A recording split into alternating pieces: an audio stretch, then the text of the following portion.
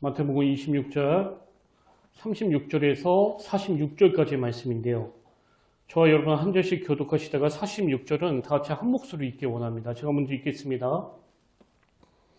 이에 예수께서 제자들과 함께 겟셋마나라 하는 곳에 이르러 제자들에게 이르시되 내가 저기 가서 기도할 동안에 너희는 여기 앉아 있으라 하시고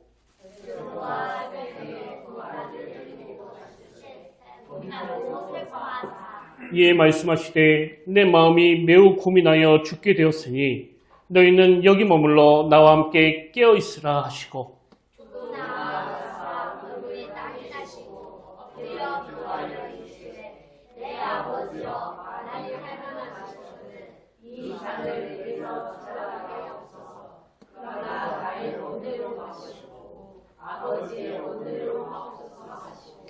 제자들에게 오사 그 자는 것을 보시고 베드로에게 말씀하시되 너희가 나와 함께 한 시간도 이렇게 깨어 있을 수 없더냐.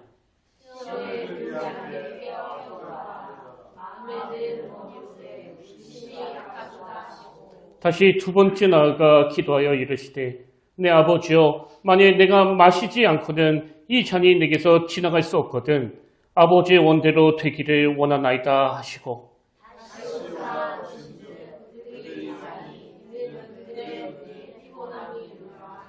또 그들을 두시고 나아가 세 번째 같은 말씀으로 기도하신 후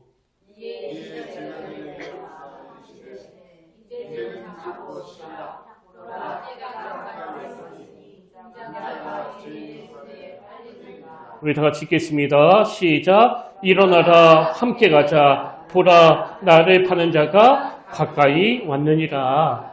아멘. 할렐루야. 반갑습니다. 우리 함께 인사 나누기를 원합니다. 참 잘 오셨습니다. 주님의 이름으로 축복합니다. 예, 주님의 이름으로 축복합니다. 오늘도 주님께서 여러분 심령 가운데 놀라운 은혜로 함께하여 주실 줄 믿습니다. 그렇게 되기를 축복합니다. 우리가 방금 읽은 이 본문 말씀은 예수님께서 십자가 지시기 전에 그 겟셋마나 동산에 가셔서 기도하시는 그런 내용을 다루고 있는데요. 이제 십자가를 앞에 놓고 그 주님의 심정이 얼마나 절박하고 간절했던지 누가복음 24장 44절의 세 번역으로 보니까 예수께서 고뇌에 차서 더욱 간절히 기도하시니 땀이 핏방울같이 되어서 땅에 떨어졌다. 그 예수님의 고뇌가 느껴지는 그런 말씀 아니겠습니까? 오늘 본문 37절도 마찬가지입니다. 베드로와 세베대의 두 아들을 데리고 가실새 고민하고 슬퍼하사 또 그 다음 38절도요. 이에 말씀하시되 내 마음이 매우 고민하여 죽게 되었으니 이렇게 주님의 참 절박한 마음이 담겨있는 내용들이 오늘 본문에서 쭉 흘러가는데요. 근데 제가 주목하는 포인트가 뭐냐면 예수님이 이 땅에 오실 때 육신을 입고 오셨기 때문에 그 십자가 지시기 직전에 깊이 갈등하며 겟셋마네 동산에 기도하러 가시는데 그 기도하는 자리에 세 명의 제자들을 데리고 가셨다는 거 이게 오늘 말씀의 포인트입니다. 자, 본문 37절을 다시 보십시오. 베드로와 세베대의 두 아들을 데리고 가실새 고민하고 슬퍼하사. 그래서 저는 예수님이 베드로, 야고보, 요한 이 세 제자들을 데리고 기도하는 현장으로 가는 것을 그 포인트로 해서 내일부터 시작되는 그 고난주일에 우리가 마음에 담아야 할 교훈, 또 뭐 기도 제목 이런 것들을 나누고 싶은데요. 오늘 본문에서 얻을 수 있는 그 첫 번째 교훈이 뭐냐 하니까 우리가 그 주님의 고뇌에 동참해야 된다는 겁니다. 주님의 고뇌에 동참하기. 그 성경에는 예수님이 왜 세 명의 제자들만 데리고 가셨는지에 대한 그 구체적인 설명이 안 나오는데요. 근데 오늘 본문 38절에 묵상하다 보면 예수님이 왜 그렇게 하셨는지 충분히 짐작할 수 있는 대목이 나옵니다. 자, 38절에 다시 보십시오. 이에 말씀하시되 내 마음이 매우 고민하여 죽게 되었으니 너희는 여기 머물러 나와 함께 깨어있으라 하시고 이 말씀을 가지고 추측해 보면 지금 예수님은 뭘 원하시는 거예요? 함께 간 그 세 명의 제자들이 당신의 고민을 좀 이해하고 당신의 그 깊은 고뇌에 동참해 주기를 원하시는 겁니다. 사실 제가 담임 목사가 되고 나서 예전에 그 부교육자 때는 경험하지 못했던 외로움을 느낄 때가 있는데요. 주로 언제 그 외로움을 느끼는가 하면 제가 교회에 이런저런 문제로 고민을 하고 있는데 이걸 뭐 성도님들한테 오픈할 수도 없고 심지어는 아내한테도 말할 수 없을 때 그때 정말 외로움을 느껴요. 그리고 지금도 누구한테도 말하지 못하는 그런 고민들을 제 어깨에 짊어지고 있는데요. 그럴 때 만약에 누가 저에게 다가와가지고 목사님 얼마나 고생이 많습니까? 그 어깨의 짐을 혼자 지지 마시고 저한테 좀 나눠주시면 좋겠습니다. 그렇게 마음을 열어주신다면 저는 그것만으로도 굉장히 위로가 될 것 같거든요. 지금 예수님의 마음이 딱 그거예요. 그 십자가라는 사역을 앞에 놓고 죽을 것 같은 고민과 죽을 것 같은 고뇌로 깊이 갈등하시는 그 주님이 참 사랑하고 아끼는 세 명의 제자들을 데리고 기도하는 현장으로 가셨을 때에는 뭐 그만큼 외로우셨다는 거 아닙니까? 그래서 그 제자들에게 뭘 부탁하시는 거 아니까 아까 38절에서 내 마음이 매우 고민하여 죽게 되었으니 너희는 여기 머물러 나와 함께 깨어 있으라. 그래서 오늘 본문에 보면 이 함께라는 표현이 뭐 여러 번 등장하는데요. 근데 이 제자들은 그 주님의 심정을 헤아리지 못하는 거예요. 주님이 그 고뇌 속에서 기도하시고 와서 딱 보니까 뭐 그새를 참지 못하고 자고 있는 거 아닙니까? 그 제자들을 향한 주님의 아쉬움이 바로 40절에 나오는데요. 자, 뭐라고 말씀하시는지 보십시오. 제자들에게 오사 그 자는 것을 보시고 베드로에게 말씀하시되 너희가 나와 함께 한 시간도 이렇게 깨어 있을 수 없더냐? 지금 주님이 그 12명의 제자들을 다 데리고 가신 것도 아니거든요. 그 12명의 제자들 중에서도 참 아끼고 사랑하는 제자를 뽑아서 데리고 가셨는데 그리고 그들과 함께 깨어서 그 고뇌에 동참하기를 원하시는데 이 고뇌하시는 주님의 심정을 알아주기는커녕 그냥 자버리는 거예요. 그래서 한 시간도 깨어 나와 함께 기도할 수 없더냐? 여기에 그 주님의 섭섭함이 막 묻어나지 않습니까? 저는 이렇게 십자가를 통해 죄인들을 구원하고자 하시는 이 깊은 고뇌를 함께 나눌 수 없어서 그 섭섭함을 드러내시는 주님을 보면서 오늘 이 시대의 모든 크리스찬들이 그리고 저 같은 목사들이 마음에 새겨야 될 감정이 있다면 그게 바로 고뇌라고 생각을 했는데요. 여러분 이런 생각 해보신 적 있으세요? 지금 상상을 초월하는 이 시대의 타락과 변질 그리고 거기에 비해 주님의 교회는 그냥 무기력해가지고 오히려 대놓고 조롱당하는 이 현실을 주님은 과연 어떤 마음으로 지켜보고 계실까? 저는 겟세마네 동산에서 땀이 피가 되도록 기도하셨던 그 이상으로 주님이 지금 고뇌하고 계신다고 생각하거든요.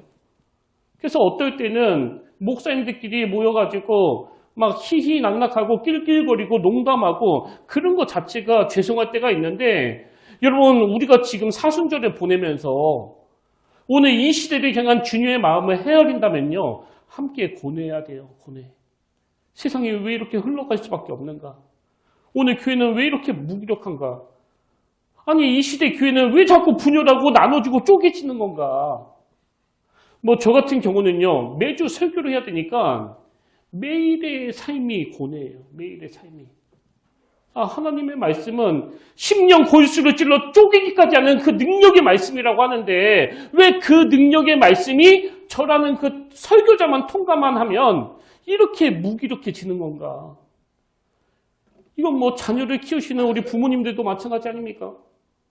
지금은 자녀와 부모 사이에 그 갈등의 골이 너무 깊어져서 예전과는 달리 대화가 잘 되지도 않고 그 신앙교육도 더 이상 안 이루어지고 있다고 하잖아요.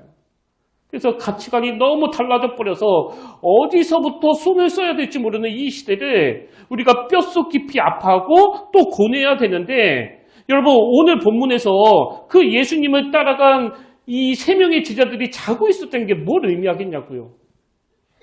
고민이 있을 때는요. 잠이 오지 않습니다. 잠들었다는 건 주님의 그 고민을 이해하지 못하고 주님의 그 고뇌에도 동참하지 않고 있다는 거 아닙니까? 여러분은 어떠세요? 이 시대를 보면서 참 가슴 아파하시는 그 주님의 마음이 느껴지세요? 예수님이 십자가 지시는데 내가 왜 깨어 있어야 되냐고. 그리고 오늘 교회가 비난을 받든 말든 주님의 이름이 조롱을 받든 말든 그게 나하고 무슨 상관인데. 여러분 이게 바로 그 제자들의 모습이라고 한다면 오늘 우리는요 주님과 함께 고뇌하는 거예요. 함께 아파하는 겁니다. 뭐 일 많이 해서 열매 많이 거두고 엄청난 결과를 이루는 그것도 사역이지만 주님과 함께 아파하는 것도 사역이에요. 사역. 그런 의미에서 주님이 십자가에 지시고 나서 그 주님의 무덤을 찾았던 막달라 마리아를 한번 보십시오. 요한복음 20장 1절이요. 안식구 첫날 일찍이 아직 어두울 때에 막달라 마리아가 무덤에 와서 돌이 무덤에 옮겨진 것을 보고, 여러분 지금 이 여인이 왜 예수님의 무덤을 찾은 거예요? 마음이 아프니까요. 주님이 십자가 지시고 고통당하시고 죽임 당하시는 그것 때문에 잠을 못 이룰 정도로 막 너무 괴로웠거든요. 그러니까 그 첫날 새벽에 아직 어두울 때에 주님의 무덤을 찾는 거 아닙니까? 여러분 이렇게 주님의 고뇌에, 주님의 아픔에 동참하는 게 왜 중요한가 하면은요, 주님의 죽으심을 가슴 아파하며 그 무덤을 찾았던 이 여인에게 어떤 일이 일어나는지 요한복음 20장 17절을 보십시오. 예수께서 이르시되 나를 붙들지 말라. 내가 아직 아버지께로 올라가지 아니하였노라. 너는 내 형제들에게 가서 이르되 내가 내 아버지 곧 너희 아버지 내 하나님 곧 너희 하나님께로 올라간다라 하시니, 지금 막달라 마리아가 이른 새벽에 참 아픈 마음으로 주님의 무덤을 찾아가서 그 빈 무덤을 바라보며 울고 있는데, 여러분 어떤 놀라운 일이 일어났습니까? 이 여인이 부활하신 주님을 만나고 그 주님으로부터 너는 내 형제들에게 가서 이르되라는 이 사명을 받는 거예요. 그래서 제가 아파하는 것도 사역이라고 말씀드리는 거거든요. 꼭 뭐 일 많이 하는 것만이 사역이 아닙니다. 그리고 지난주에도 말씀드렸듯이 지금 그 재앙적인 산불로 인해서 들어갈 집이 없어 눈물 흘리고 있는데, 내 한교회를 위해서 모든 재정을 사용하는 건 그건 정말 하나님 앞에서 부끄러운 짓을 저지르는 거고요. 우리가 함께 아파야 돼요. 함께. 저는 오늘 예수님이 십자가 지시기 직전 겟세마네 동산에서 드렸던 고뇌 찬 그 기도가 이번 고난주간 우리에게도 전수되기를 바랍니다. 뭐 십자가의 능력도 전수가 돼야 되고 십자가의 그 놀라운 정신도 전수돼야 하지만요, 그 중에서 가장 먼저 전수돼야 되는 건 주님의 고뇌예요. 주님의 고뇌. 그래서 하나님 앞에서 저 여러분 모두가 다 이 시대를 향한 주님의 심정을 회복하고 참 고뇌하며 기도하셨던 주님처럼 이 시대와 한국교회를 위해서 기도하는 그런 믿음의 성도님들 되시기를 주님의 이름으로 축복합니다. 이게 우리가 본문을 통해서 얻어야 되는 첫 번째 교훈이고요. 그런가 하면 두 번째 교훈이 뭐냐니까 내 욕망을 제어해달라고 기도해야 된다는 거예요. 내 욕망을 제어해달라고 기도하기. 저는 이 고뇌에 찬 예수님의 기도 속에서 모든 크리스천들이 기도할 때마다 지침으로 삼아야 되는 너무나 중요한 메시지를 발견하는데요. 자, 고뇌에 찬 주님의 기도를 보십시오. 본문 39절입니다. 조금 나아가서 얼굴을 땅에 대시고 엎드려 기도하여 이르시되 내 아버지여 만일 할만하시거든 이 잔을 내게서 지나가게 하옵소서. 그러나 나의 원대로 마시옵고 아버지의 원대로 하옵소서. 이 주님의 기도는요, 기도하는 우리 모든 성도들이 기둥으로 삼아야 될 메시지예요. 그래서 우리가 기도할 때 맨 마지막은 항상 이렇게 마무리하는 거죠. 나의 원대로 마시옵고 아버지의 원대로 하옵소서. 사실 신앙생활 자체가 바로 이 싸움이거든요. 우리 모두가 다 갈급한 마음으로 또 간절한 마음으로 하나님께 기도하지만 내 본능 한편에서는 여전히 꿈틀거리는 게 뭐예요? 내 필요를 채우고자 하는 어떤 욕구, 내 만족을 채우고자 하는 어떤 욕망, 이게 자리 잡고 있는 거예요. 그래서 내 마음 깊은 곳에 있는 이런 나 중심의 본능하고 이 본능을 십자가 정신으로 끊임없이 누리려고 몸부림치는 또 다른 내 믿음하고의 싸움, 이게 바로 신앙생활이란 말이죠. 근데 그 간절한 기도 안에 나의 원대로 마시옵고 아버지의 원대로 하옵소서라는 이 중심이 없다면 여러분 그 기도는 어떻게 변질이 됩니까? 그 주님의 이름이, 그 주님의 능력이 내 어떤 욕구와 욕망을 채우기 위한 그 수단이 돼버리는 거거든요. 여러분 다 아시지만 예수님이 본격적으로 사역을 시작하려는 그 출발 지점에서 그 마귀가 세 가지 유혹을 하잖아요. 사실 그 세 가지 유혹은요, 내용은 각각 다르지만 그 뿌리는 딱 하나입니다. 자, 한번 보시겠습니까? 첫 번째 유혹이 마태복음 4장 3절에 나와요. 시험하는 자가 예수께 나와서 이르되 내가 만일 하나님의 아들이거든 명하여 이 돌들로 떡덩이가 되게 하라. 이 첫 번째 유혹의 핵심이 뭐예요? 지금 당장 육신적인 필요를 채우라는 거예요. 왜? 40일을 금식한 주님에게 가장 필요한 건 음식이거든요. 그래서 네가 원하는 욕구, 네가 갈망하는 그 본능을 채워서 그걸로 만족해라. 이게 마귀의 그 첫 번째 유혹이었고요. 두 번째 유혹은 5절과 6절입니다. 이에 마귀가 예수를 거룩한 성으로 데려다가 성전 꼭대기에 세우고 이르되 내가 만일 하나님의 아들이거든 뛰어내리라. 기록되었으되 그가 너를 위하여 그의 사자들을 명하시리니 그들이 손으로 너를 받들어 팔이 돌에 부딪히지 않게 하리로다 하였느니라. 여러분, 이 두 번째 유혹의 핵심은 뭐예요? 네 이름과 네 명성이 높아지는, 네 명예가 높아지는 그 길을 택하라는 거예요. 목회를 하는 저에게 하루에 또 12번씩 찾아오는 게 바로 이 유혹이에요. 네가 얼마나 대단한 사람인지, 네가 얼마나 설교 잘하는 사람인지 한번 보여줘라. 근데 여러분, 제가 말씀을 준비하면서 하나님 앞에 하나님 설교를 더 잘하게 해주시옵소서, 이런 기도는 게 뭐 나쁜 기도는 아니잖아요. 예배가 더 예배다워지고 말씀이 더 풍성해지기를 갈망하면서 설교를 더 잘하게 해주시옵소서, 이건 거룩한 기도란 말이죠. 그러나 마귀는 이 거룩한 기도조차도 어떻게 변질시키느냐? 네가 목사라면 설교 잘한다는 그런 소리를 좀 들어야 되는 거 아니냐고. 너도 설교 잘해서 사람들한테 인정받으면 좋잖아. 이게 마귀의 그 두 번째 유혹이에요. 그런가 하면 마지막 세 번째 유혹이 8절입니다.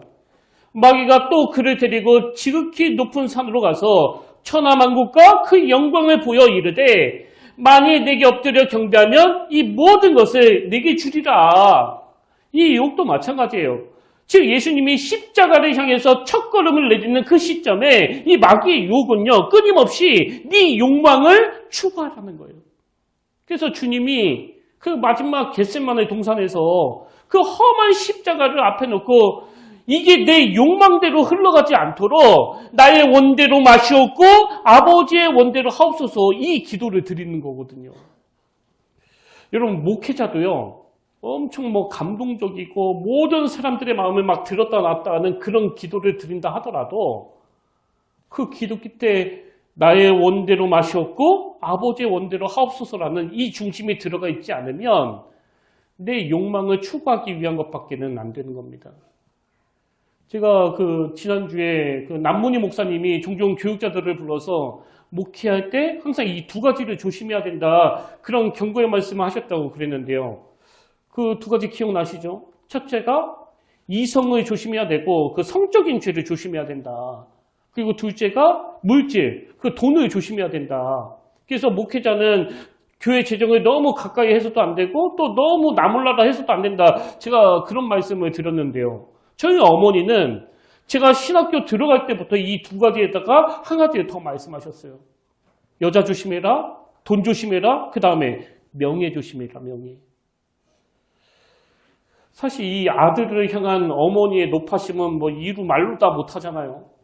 모든 어머니들이 그렇듯이 저희 어머니도요, 아들이 목회를 잘못해가지고 그 성도들이 막 상처받고 떠날까봐, 그래서 교회가 어려워질까봐 한걱정을 하시고요. 또 반대로 이제 교회가 어느 정도 안정이 되니까 또 제가 교만해질까봐 또 한걱정을 하시는 거예요. 그래서 지금도 전화만 드리면 그 이야기를 하세요.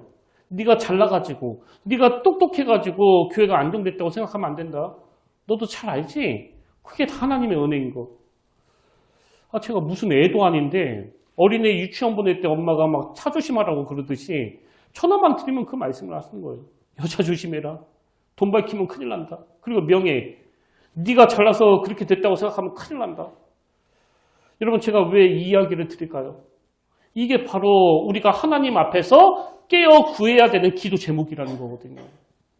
참 부끄럽지만요, 정직하게 고백하자면 사실 저에게 여자 조심하고 성적인 죄를 피하는 것보다, 그리고 돈을 조심하는 것보다 더 어려운 건 하나님의 영광을 가로채지 않기 위해서 애를 쓰는 거. 이게 저에게 훨씬 어려운 일이에요. 왜? 설교를 준비할 때마다 그 유혹을 받고 있기 때문에. 그래서 저는 가끔씩 그 옛날 어른들이 참 진실되게 불렀던 이 찬양이요. 존귀 영광 모든 권세 주님 홀로 받으소서. 멸시천대 십자가는 제가 지고 가오리다. 이름 없이 빛도 없이 감사하며 섬기리다. 이름 없이 빛도 없이 감사하며 섬기리다. 여러분, 이 찬양의 제목이 부름받아 나선 이 몸이에요. 사명을 가진 자가 불러야 되는 찬양이라는 거 아닙니까?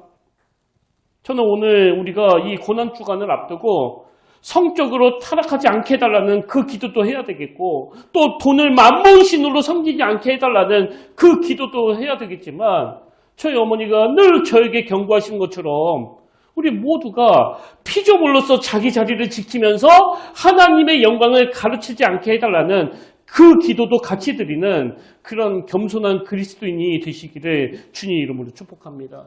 그런 의미에서 제가 방금 불렀던 이 찬양을 우리가 한번 같이 부르면 좋겠는데요. 자, 우리가 마음을 담아서 함께 부르기를 원합니다. 존귀 영광 모든 권세 주님 홀로 받으소서. 멸시천대 십자가는 제가 지고 가오리다. 이름 없이 빛도 없이 감사하며 섬기리다. 이름 없이 빛도 없이 감사하며 섬기리다. 아멘. 그래서 그저 내 만족만 위해서, 내 필요만 위해서 살아가고 신앙생활조차도 내 욕망으로 포장해가지고 주님의 영광을 가로채는 그런 인생이 아니라 존귀 영광 모든 권세를 주님 홀로 받으시는 그 일만 가능하다면, 하나님, 제가 멸시, 천대, 오해, 조롱 이런 것들은 제가 능히 감당하길 원합니다. 제가 진짜 안 되는 게 그거예요. 저는 아직도 사람들한테 오해받는 게 그렇게 힘들고요. 잘못 하나도 안 했는데 내가 먼저 사과하는 것도 너무 힘들어요. 그래서 주님이 높임을 받으시는 것보다 여전히 내 마음이 힘들고 아픈 게 더 중요한데, 여러분, 이게 우리에게 있는 연약함이라면 우리는 어떻게 해야 됩니까? 아버지의 원대로 하옵소서라는 이 중심을 가지고 내 욕망을 제어해달라고 기도해야 되는 거예요. 그런가 하면 우리가 오늘 본문을 통해서 얻을 수 있는 교훈이 하나 더 있는데요. 마지막 세 번째 교훈이 동참의 기쁨 누리기입니다. 동참의 기쁨 누리기. 이게 무슨 말씀인가 하면은요. 오늘 본문 맨 마지막 46절에서 주님이 이렇게 말씀하세요. 일어나라 함께 가자. 보라 나를 파는 자가 가까이 왔느니라. 지금 예수님이 겟세마네 동산에서 기도를 마치시고 이제 그 십자가의 자리로 들어가시는, 가룟 유다가 배신해가지고 주님을 잡으러 오는 자들로부터 드디어 이제 막 고난이 시작되는 그 상황인데요. 그 상황에서 예수님이 제자들에게 뭐라고 말씀하시는가 하니까 일어나라 함께 가자는 거예요. 일어나 함께 가자. 여기에 굉장히 중요한 포인트가 있는데요. 우리가 다 아는 것처럼 사실 예수님이 십자가 지시는 과정에서 뭐 제자들이 한 게 별로 없고요. 그리고 주님도 이 제자들께 맡기신 게 없잖아요. 그럼 일어나 함께 가자는 이 주님의 권면에는 어떤 의미가 있느냐? 내가 너무 힘드니까 니들도 좀 고통을 분담해라, 그런 뜻이 아니고요. 왜 주님이 일어나 함께 가자고 말씀하시는가 하면 그 십자가를 통해 이루고자 하시는 주님의 그 놀라운 사역에 동참하는 자들이 누릴 수 있는 기쁨을 나눠주기 위해서예요. 여러분 다 아시지만 나사로가 죽었을 때 예수님이 나사로가 묻혀있는 그 무덤가로 가셔서 마르다에게 무슨 부탁을 하냐고요. 무덤의 돌은 네가 굴려라. 무슨 뜻이에요? 네가 할 수 있는 일은 네가 하라는 거 아닙니까? 네가 오빠 나사로를 살리는 일은 못하지만 무덤에 돌은 옮길 수 있지 않느냐. 살리는 일은 내가 할 테니까 너는 네가 할 수 있는 일을 해라. 주님은 마르다가 그 당신의 사역에 함께 동참하기를 원하신 거예요. 그리고 그 놀라운 사역에 그도 함께 영광을 누리기를 원하시는 겁니다. 저도 뭐 여러 번 말씀드렸잖아요. 여기 평택교회 와서 제가 뭐 한 일이 별로 없다고. 저도 여러분과 함께 7년 전부터 지금까지 주님이 하신 일들을 보고 그냥 놀라고 있을 뿐이에요. 뭐 그 사정을 잘 모르는 대부분의 사람들은 마치 제가 잘해서 그런 거라고 말하지만, 아니 솔직히 말해서 제가 도대체 뭘 했냐고요. 저는 그냥 하나님의 일에 참여만 했을 뿐이에요. 제가 한 게 아무것도 없거든요. 근데 하나님은 우리 평택교회 7년을 통해서 그 영광을 저와 함께 누리기를 원하시는 거예요. 그리고 하나님은 오늘도 저와 여러분에게 이렇게 촉구하고 계세요. 일어나 함께 가자. 저는 요즘에 여기 평택교회에 와서 너무 행복한 목회를 하고 있다는 그런 생각을 하고 있는데요. 왜냐하니까 우리 성도님들은 앞에서 피리를 부시면 너무 즉각적으로 막 반응해 주시고, 또 피리를 부지 않아도 자발적으로 막 움직이시는 거예요. 그래서 여러분을 동역자로 보내주신 하나님께 참 감사하면서 저도 거기서 목회할 힘을 얻고 있는데요. 여러분도 잘 아시지만 그동안 너무 감사하게도 우리 나덕선 성도님이 그 찬양 인도로 섬기셨잖아요. 제가 지금 잠깨라고 말씀드리고 여러분 사실 이게 아무리 제가 생각을 해도요, 이게 뭐 결코 쉬운 일이 아닙니다. 이분은 교회 나오신 지 그렇게 오래되지도 않았고요. 또 아는 찬양도 거의 없단 말이죠. 그럼에도 불구하고 제가 주중에 그 찬양 콘티를 보내드리면 그걸 들으시면서 계속 연습하시고 주일날 저를 도와서 그동안 찬양 인도를 해주셨는데요. 언젠가 나덕선 성도님이 저에게 이런 요지로 문자를 보내주셨습니다. 제가 찬양까지 맡게 되고 저희 가족이 하나님을 만나 교회를 다니게 되면서 많은 변화를 느낍니다. 이게 바로 동참할 때 누리는 변화 아니겠습니까?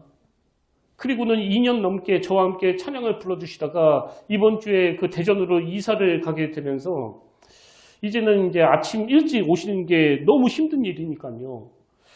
제가 이제부터는 나 혼자 불러야 되겠다. 그렇게 생각을 하고 있었는데 바로 어제 정원 아집스님한테 이런 문자가 왔어요. 목사님, 찬양 보내주시면 연습 한번 해볼게요. 지금 제가 알기로 아직 목 상태가 다 회복이 안 된 걸로 알고 있거든요. 근데 목 상태가 좋지는 않지만 한번 시도해 보시겠다고 말씀하시는데, 저는 뭐 찬양 인도를 하냐 안 하냐 이걸 다 떠나서 이 말씀만으로도 너무 감동이 되더라고요. 우리 주님도 똑같은 마음 아니겠습니까? 다시 말씀드려요. 주님은 여러분을 착취하려고, 여러분을 통해서 뭘 얻어내려고 부르시는 게 아니고요. 주님이 우리를 향해서 일어나 함께 가자고 말씀하시는 건 당신과 함께 그 동참의 기쁨을 누리기 원하시는 거예요. 저는 오늘 여러분이 우리 주님께서는 날마다 우리에게 은혜 베풀기를 원하시고 그 은혜의 열매도 함께 누리기를 원하신다는 사실을 꼭 믿으시길 바랍니다. 이 동참의 기쁨을 여러분 꼭 맛보셔야 돼요.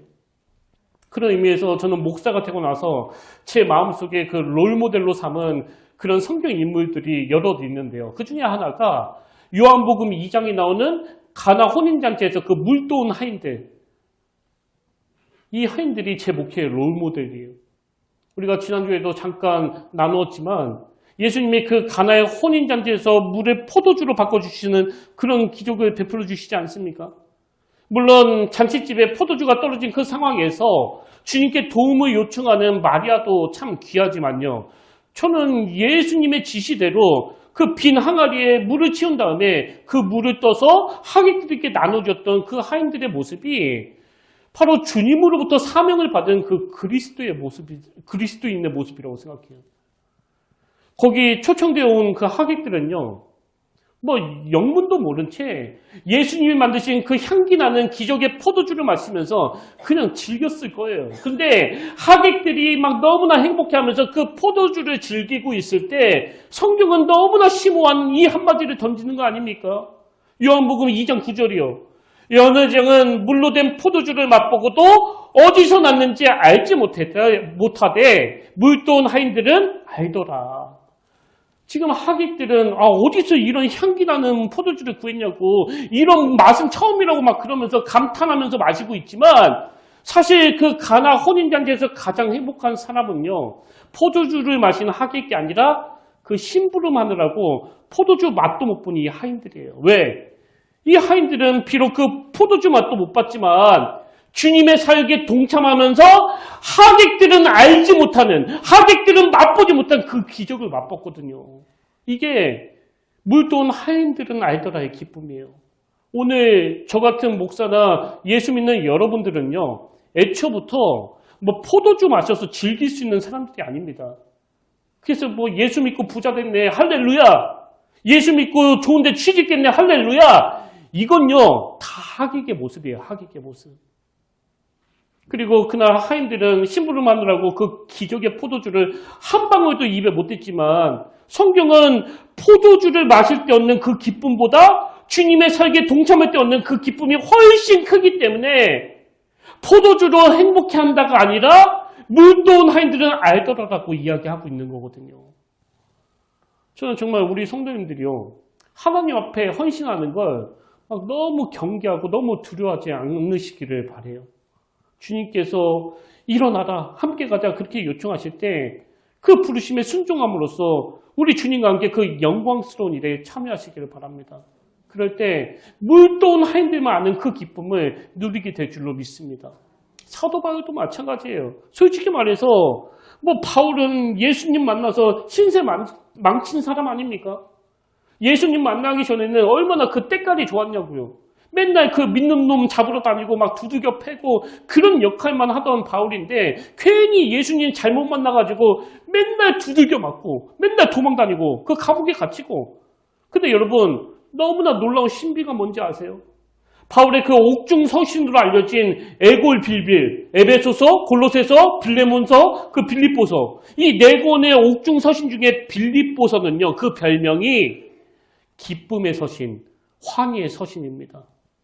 이게 물도 온 하인들은 알더라의 신비 아닙니까?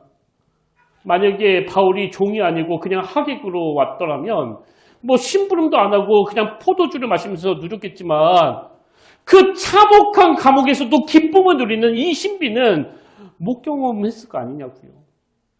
그래서 제가 만약에 목사로서 큰 교회 가는 걸 인생의 목표로 삼고 엄청 좋은 차 끌고 다니면서 호의호식하는 이런 얕은 기쁨을 추구한다면요, 저는 물도 온 하인이 아니라 그냥 하객이에요, 하객. 그런 의미에서 저는 이 대목에서 찬송가 94장이요. 이 찬양이 계속 이가에 맴돌았는데 여러분 다 아시는 찬양입니다.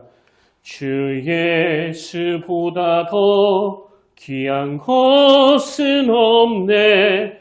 이 세상 부귀와 바꿀 수 없네. 영축을 내 대신 돌아가신 그 놀라운 사랑 잊지 못해.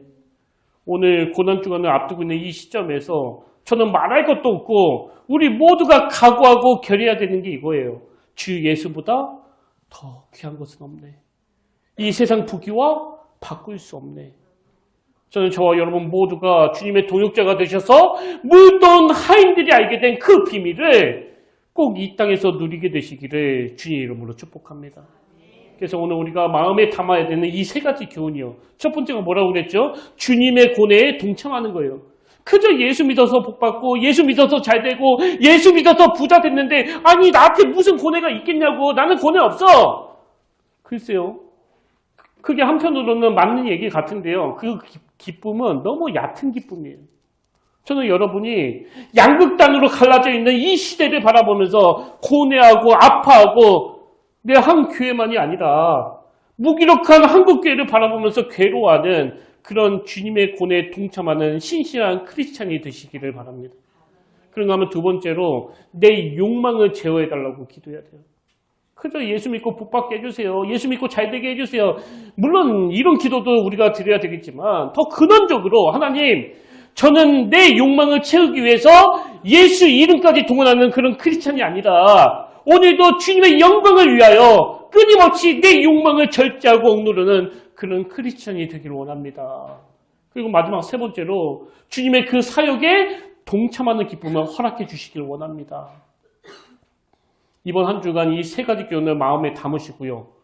우리를 구원하시기 위해 멸시천대 받으시면서 십자가의 길로 나아가신 이 주님을 깊이 묵상하면서 한 단계 더 성숙해지고 한 단계 더 거룩해지시기 위해 물돈 하인들이 주었던 그 기쁨을 사모하시는, 그래서 최후 승리 얻을 때까지 주님의 그 신실한 동역자로 살아갈 것을 결단하시는 저와 여러분 되시기를 주님 이름으로 축원합니다. 그래서 저는 오늘 결단 찬양으로 우리 지난주에 불렀던 찬양입니다. 우리 제 위에 죽으신 주, 십자가 그 사랑 감사하네. 날마다 주의 형상대로 변화되리라. 십자가 우리를 어떻게 합니까? 새롭게 하네, 새롭게 하나. 어제의 내가 아니에요. 내일이 되면 또 오늘의 내가 아닙니다. 날마다 새로워지는 거예요. 근데 무엇으로 새로워지느냐? 십자가 그 사랑으로. 우리가 십자가 대신 주님의 그 놀라운 사랑을 정말 믿음으로 받아들인다면 우리 인생은 완전히 새롭게 될 줄로 믿습니다. 이 찬양 함께 부르실 동안에 오늘 우리의 잘못된 생각을 다 회파시켜 주시고, 그리고 하인들이 누렸던 그 기쁨을 허락하시는 성령님을 사모하면서 우리 함께 부르기를 원합니다.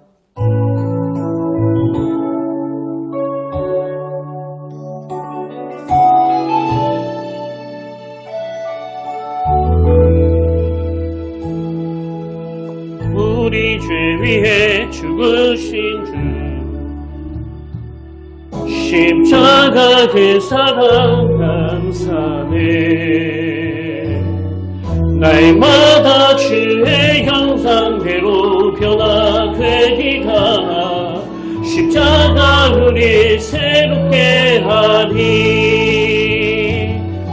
놀라운 사랑 찬양하리라.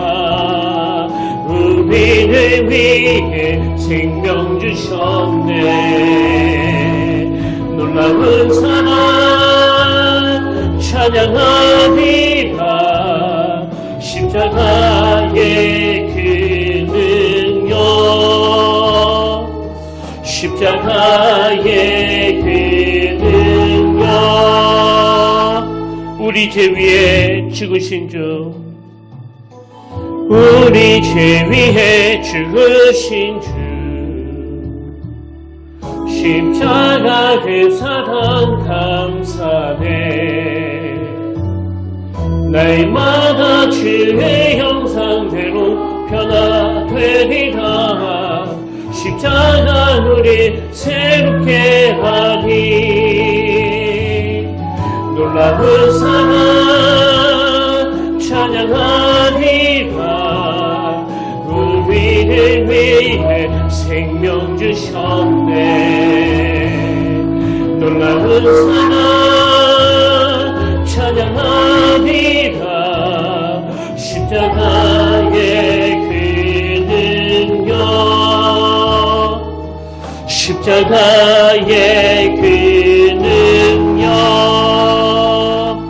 하나님 어린 양, 하나님 어린 양 독생자 예수, 날 위해 죽으신 주님.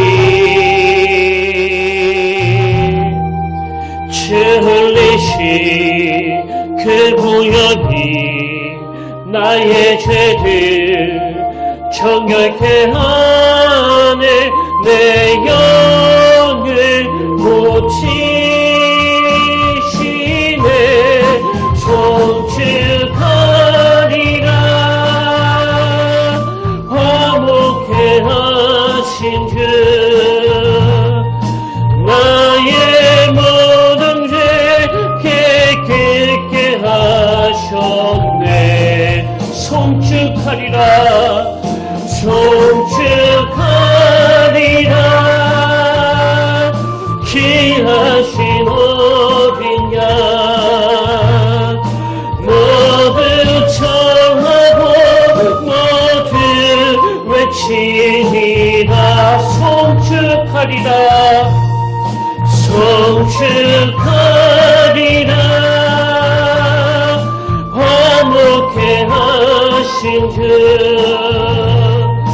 나의 모든 죄 깨끗게 하셨네. 송축하리라 송축하리라. 귀하신 어린 양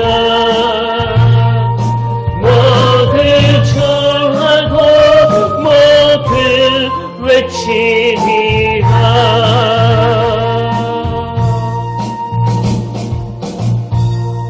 아멘. 살리신 하나님 아버지, 사순절 기간 동안 예수님이 걸어가신 그 행적들을 살펴보면서 우리의 마음을 점검하게 하시고 또 깨닫게 하시고, 그리고 주님의 그 피값으로 세워진 우리 평택교회가 지난 7년 동안 한결같은 하나님의 은혜를 경험하게 하심에 감사드립니다. 비록 힘들고 어려운 순간도 있었지만 그럼에도 불구하고 이 자리를 떠나지 않고 묵묵하게 그 이름 없이 핏 없이 주신 사명 감당한 주의 자녀들에게 날마다 그 물도온 하인들이 누렸던 기쁨을 허락하여 주시고, 하나님의 교회를 세워가는 그 가정 가운데 주님의 영광을 목도할 수 있도록 역사하여 주시옵소서. 그런가 하면 하나님, 앞으로도 우리 교회가 이 시대를 보시며 가슴 아파하시는 그 주님의 마음에 함께 동참하기를 원합니다. 죄악으로 물든 이 시대에 말씀으로 분별하게 하시고 또 거룩을 추구하게 하시며, 지금 어려움을 겪고 있는 이웃들을 주님의 긍휼하심으로 대하는, 그래서 하나님의 마음을 시원케 해드리는 그런 생수 같은 교회가 되도록 이끌어 주시옵소서.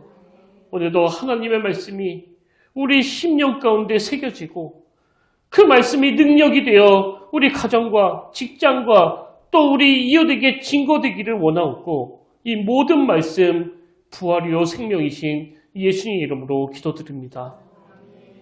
아멘. 이제 우리 다 자리에서 일어나셔서 파송 찬양으로 이 찬양 함께 불러보기를 원하는데요. 이 제목 자체가 소명입니다. 부르신 곳에서 오늘 일어나 함께 가자고 말씀하시는 주님 앞에 우리 결단하면서 이 찬양으로 우리의 믿음을 고백하기를 원합니다. 우리 소원하면서 함께 부르기를 원합니다.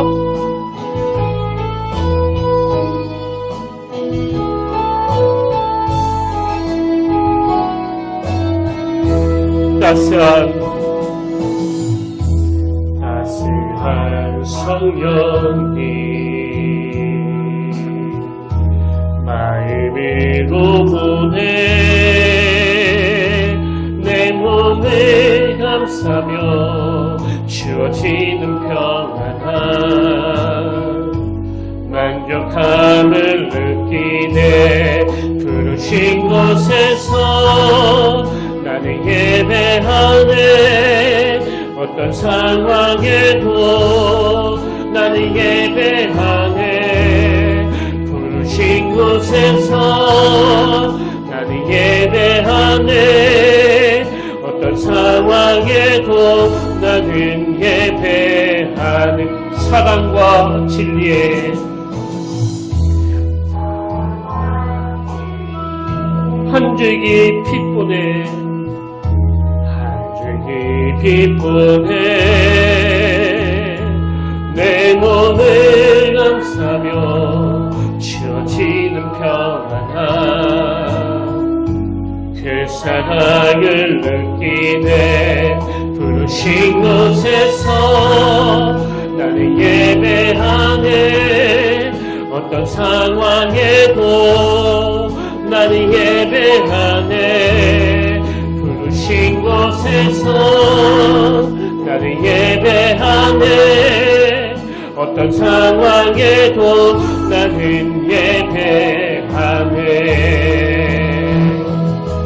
내가 걸어갈 때 길이 돼 살아갈 때 삶이 되는 그곳에서 예배하네. 내가 걸어갈 때 길이 되고 살아갈 때 삶이 되는 그곳에서 예배하네. 부르신 곳에서 나는 예배하네. 어떤 어떤 상황에도 나는 예배하네. 부르신 곳에서 나는 예배하네. 어떤 상황에도 나는 예배. 부르신 곳에서 나는 예배하네. 어떤 상황에도 나는 예배하네. 부르신 곳에서 나는 예배하네. 어떤 상황에도 나는 예배하네.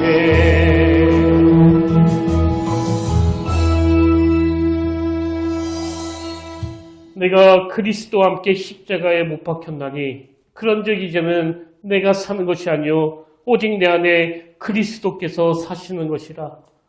이제 내가 육체 가운데 사는 것은 나를 사랑하사 나를 위하여 자기 자신을 버리신 하나님의 아들을 믿는 그 믿음 안에서 사는 것이라. 하나님, 우리도 사도 바울처럼 종의 길을 걸어가기를 원합니다. 우리 모두가 잠시 잠깐 만족을 주는 그런 일회용 기쁨을 추구하는 인생이 아니라 십자가의 길을 걸어가고 또 순교자의 삶을 살아내는 자가 누리는 그 영원한 기쁨을 추구하는 그런 복된 인생이 되게 하여 주시옵소서. 이번 주부터 시작하는 고난주간, 이런저런 문제들로 참 지치기 쉽고 또 마음에 어려움이 찾아오기 쉬운 여세 동안의 삶이지만 우리 죄를 위해 그 고난의 길을 걸어가신 주님을 깊이 묵상하면서 다시 부활하신 그 주님께 소망을 두며 오늘 주신 말씀의 능력에 기대감을 가지고 나아가길 원합니다. 한 주간의 문을 열고 또 한 주를 잘 마무리할 수 있도록 성령님께서 친히 인도하여 주시고 다음 부활주에 우리가 함께 이 자리에 모였을 때는 일어나 나와 함께 가자 그 주님의 부르심에 순종함으로 반응한 자들에게 어떤 은혜가 쏟아졌는지 함께 나누며 함께 기뻐하는 그런 은혜의 시간이 되도록 역사하여 주시옵소서. 이제는 우리 주 예수 그리스도의 은혜와 하나님 아버지의 다함없는 사랑과 성령님의 감동, 감화, 위로, 교통, 충만하심의 역사가 오늘 주신 말씀 마음에 담고 십자가를 의지하고 묵상하며 예수 그리스도의 고난에 동참할 것을 다짐하며 예비하는 모든 죄자들 머리 위에 지금부터 영원토록 함께 하시기를 간절히 축원하옵나이다.